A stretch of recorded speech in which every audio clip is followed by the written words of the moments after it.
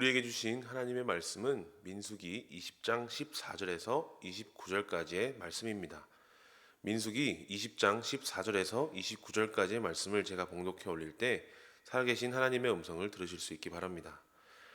모세가 가데스에서 에돔 왕에게 사신을 보내며 이르되 당신의 형제 이스라엘의 말에 우리가 당한 모든 고난을 당신도 아시거니와 우리 조상들이 애굽으로 내려갔으므로 우리가 애굽에 오래 거주하였더니 애굽인이 우리 조상들과 우리를 학대하였으므로 우리가 여호와께 부르짖었더니 우리 소리를 들으시고 천사를 보내사 우리를 애굽에서 인도하여 내셨나이다. 이제 우리가 당신의 변방 모퉁이 한 성읍 가데스에 있사오니 청하건대 우리에게 당신의 땅을 지나가게 하소서. 우리가 밭으로나 포도원으로 지나가지 아니하고 우물물도 마시지 아니하고 왕의 큰 길로만 지나가고 당신의 지경에서 나가기까지 왼쪽으로나 오른쪽으로나 치우치지 아니하리이다 한다고 하라 하였더니 에돔 왕이 대답하되 너는 우리 가운데로 지나가지 못하리라. 내가 칼을 들고 나아가 너를 대적할까 하노라. 이스라엘 자손이 이르되 우리가 큰 길로만 지나가겠고 우리나 우리 짐승이 당신의 물을 마시면 그 값을 낼 것이라. 우리가 도보로 지나갈 뿐인즉 아무 일도 없으리이다 하나 그는 이르되 너는 지나가지 못하리라 하고 에돔 왕이 많은 백성을 거느리고 나와서 강한 손으로 막으니 에돔 왕이 이같이 이스라엘이 그의 영토로 지나감을 용납하지 아니하므로 이스라엘이 그들에게서 돌이키니라. 이스라엘 자손 곧 온 회중이 가데스를 떠나 호르산에 이르렀더니 여호와께서 에돔 땅 변경 호르산에서 모세와 아론에게 말씀하시니라. 이르시되 아론은 그 조상들에게로 돌아가고 내가 이스라엘 자손에게 준 땅에는 들어가지 못하리니 이는 너희가 무리바 물에서 내 말을 거역한 까닭이니라. 너는 아론과 그의 아들 엘르아살을 데리고 호르산에 올라 아론의 옷을 벗겨 그의 아들 엘르아살에게 입히라. 아론은 거기서 죽어 그 조상에게로 돌아가리라. 모세가 여호와의 명령을 따라 그들과 함께 회중의 목전에서 호르산에 오르니라. 모세가 아론의 옷을 벗겨 그의 아들 엘르아살에게 입힘에 아론이 그 산 꼭대기에서 죽으니라. 모세와 엘르아살이 산에서 내려오니 온 회중 곧 이스라엘 온 족속이 아론이 죽은 것을 보고 그를 위하여 30일 동안 애곡하였더라. 아멘. 고등학교 역사 시간에 배웠던 것이 있습니다. 정명가도라는 말인데요. 한자의 뜻을 풀어보자면 명나라를 정복하려 하니까 길을 빌려달라라는 뜻으로 해석할 수 있습니다. 그때 당시 일본의 도요토미 히데요시가 조선의 길을 빌려달라라고 곧 일본과 동맹을 맺고 명나라를 치자고 요청을 한 건데요. 조선은 이 요청을 거절합니다. 이 사건으로 인해 임진왜란이 일어났죠. 임진왜란의 여러 배경과 실제적인 의미는 해석하는 사람에 따라 관점에 따라 바뀌겠지만 오늘 본문의 내용과 일치하는 것은 나라가 나라를 지나가게 길을 내어달라고 했다는 점이 똑같습니다. 오늘 본문의 구조를 살펴보며 어떤 내용이 있는지 함께 살펴봤으면 좋겠습니다. 오늘 본문은 크게 두 부분으로 나눌 수 있습니다. 이스라엘과 에돔의 이야기 그리고 아론의 죽음에 관한 이야기 이렇게 두 부분입니다. 먼저 이스라엘과 에돔의 이야기를 살펴보면 14절부터 17절까지 먼저 이스라엘이 에돔에게 그 땅을 통행하게 해달라라고 요청을 합니다. 이 요청을 들은 에돔 왕은 거절하게 되죠. 이에 이스라엘이 백성들을 돌이켜 에돔의 땅이 아닌 호르산으로 이동하는 모습입니다. 지도를 보시면 이미 이스라엘 백성이 사진 왼쪽 중간에 보시면 있는 카데스 바네아에서 에돔과 소통을 한 것입니다. 가운데에 있는 연두색 선을 따라서 왕의 대로 곧 왕의 큰 길로 그들은 지나가고 싶은 것이었습니다. 그런데 이를 에돔 왕이 거절한 것이죠. 그래서 다시 이스라엘 백성이 가데스 바네아 위에 있는 호르산으로 장소를 옮기며 두 번째 이야기가 시작됩니다. 두 번째 이야기, 아론의 죽음에 관한 이야기는 먼저 22절에서 26절에 이르러 호르산에 가고 나서 아론이 죽게 될 것이라는 말씀을 듣는 장면입니다. 그리고 27절에서 28절까지는 호르산에 올라 아론이 그의 옷을 벗어 자기 아들 엘르아살에게 벗어주게 됩니다. 그리고 마지막 29절에는 30일 동안 애도하는 이스라엘의 반응과 모습이 담기며 오늘 본문이 마무리되게 됩니다. 이제 오늘 본문을 더 자세하게 살펴보면서 우리에게 어떤 메시지를 주시는지 함께 알아보기 원합니다. 14절에서 17절까지의 말씀입니다.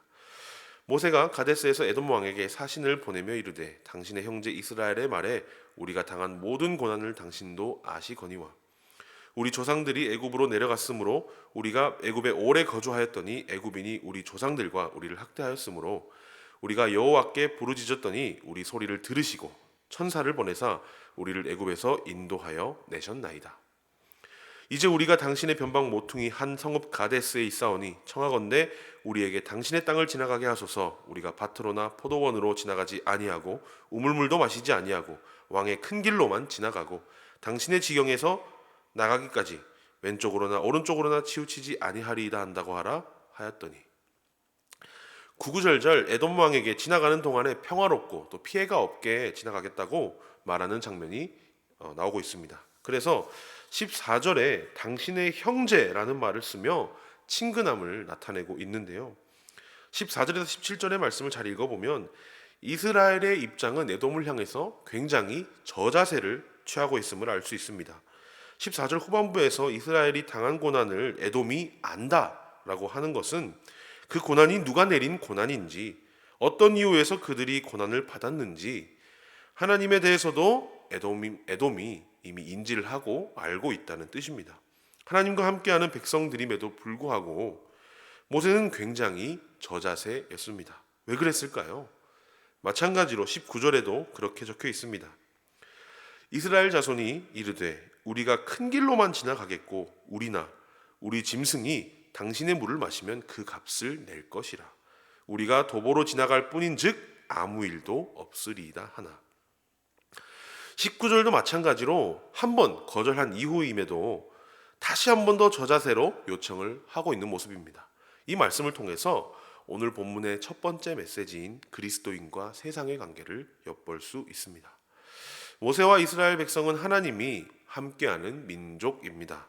어느 것 하나 누구에게도 비록 그들이 징계를 받는 중이긴 하지만 꿀릴 것 없는 사람들이라는 것입니다. 당당하고 담대하게 또 요청 없이 그냥 지나가도 하나님께서 해결해 주실 문제일 수도 있다는 것입니다. 그러나 모세는 오늘 그렇게 하지 않았습니다.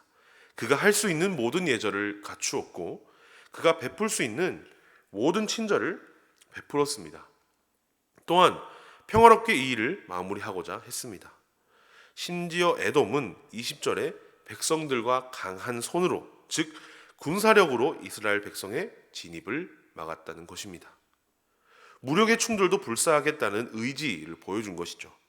그런데도 모세는 끝까지 그들에게 예의와 친절을 베풀었습니다.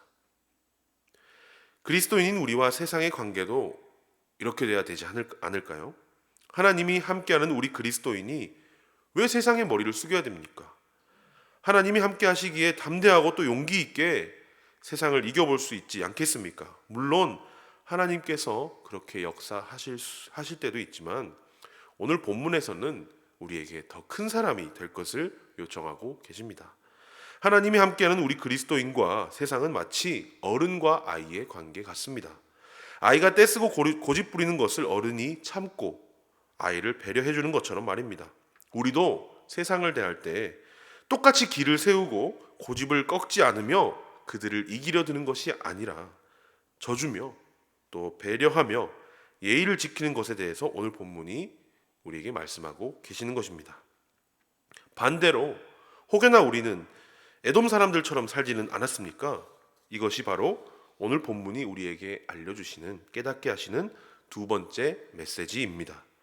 우리가 세상을 살 때 우리 그리스도인은 그리스도인으로서 합당한 거절이나 비판을 하는 것이 아닌 과한 거절이나 또 합리적이지 않은 비판을 하며 살지는 않았는지 되돌아봐야 합니다. 모세의 부탁은 굉장히 합리적이고 또 평화적이었습니다.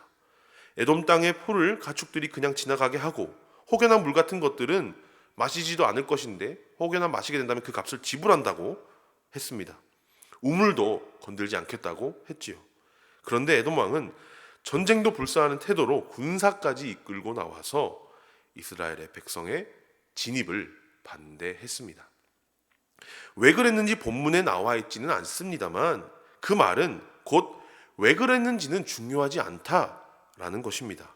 우리 삶에서 모세가 그랬던 것처럼 남을 배려하거나 친절을 베풀지는 못할 망정 비합리적이고 과하게 비판하며 또 반대하며 거절하는 것은 하나님께서 원하시는 바가 아니라는 것입니다. 이어서 22절에서 26절까지의 말씀입니다. 이스라엘 자손 곧 온 회중이 가데스를 떠나 호르산에 이르렀더니 여호와께서 에돔 땅 변경 호르산에서 모세와 아론에게 말씀하시니라. 이르시되 아론은 그 조상들에게로 돌아가고 내가 이스라엘 자손에게 준 땅에는 들어가지 못하리니 이는 너희가 무리반물에서 내 말을 거역한 까닭이니라. 너는 아론과 그의 아들 엘르아사를 데리고 호르산에 올라 아론의 옷을 벗겨 그의 아들 엘르아살에게 입히라. 아론은 거기서 죽어 그 조상에게로 돌아가리라. 아론의 누이 미리암도 죽었고 아론 또한 약속의 땅으로 들어가지 못할 것이라는 하나님의 말씀이 있었습니다. 그 이유를 무엇이라고 했나요? 바로 무리바 물에서 하나님의 말을 거역했기 때문이라고 말씀하고 계십니다. 민수기 20장 12절에 보면 여호와께서 모세와 아론에게 이르시되 너희가 나를 믿지 아니하고 이스라엘 자손의 목전에서 내 거룩함을 나타내지 아니한 고로 너희는 이 회중을 내가 그들에게 준 땅으로 인도하여 드리지 못하리라 하시니라 라고 말씀하셨습니다. 오늘 본문에서는 그 말씀을 하나님께서 지키셨다는 것이죠. 이것이 바로 오늘의 세 번째 메시지입니다. 하나님은 하신 말씀을 반드시 지키신다는 것입니다. 오늘 본문의 경우에는 가나안 땅에 들어가지 못하리라는 말씀을 지키신 것입니다. 반대로 하나님께서 하신 말씀을 반드시 지키신다는 것은 오늘처럼 하나님께서 안 된다 하시는 것도 있지만 복과 관련된 것에도 분명하게 나타나시는 것입니다. 기본적으로 하나님께서 이스라엘 백성과 맺은 언약은 백성들이 하나님의 말씀에 순종하고 또 잘 지키면 하나님께서 복을 주겠다 하신 것입니다. 이것 또한 하나님께서 분명하게 지키실 것입니다.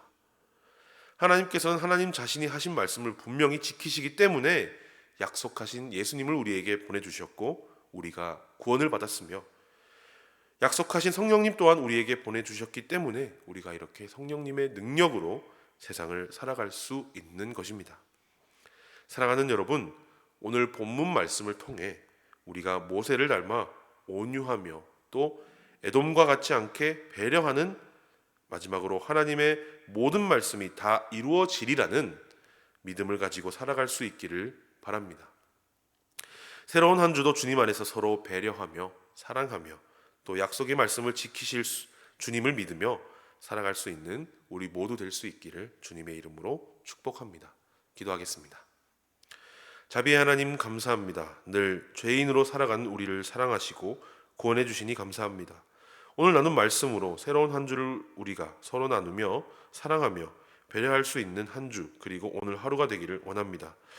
공동의회가 있사온데 모든 과정을 주님께 맡겨드리며 주님께서 쓰시는 귀한 일꾼이 뽑혀 교회가 주님 안에서 생명력 넘치는 교회 될 수 있도록 주님 인도하여 주시옵소서. 우리 가운데 있는 영육이 약한 자들을 위해 우리가 늘 중보하게 하시고 물심양면 섬길 수 있는 마음 또한 허락해 주시옵소서. 감사드리며 예수님의 이름으로 기도합니다. 아멘.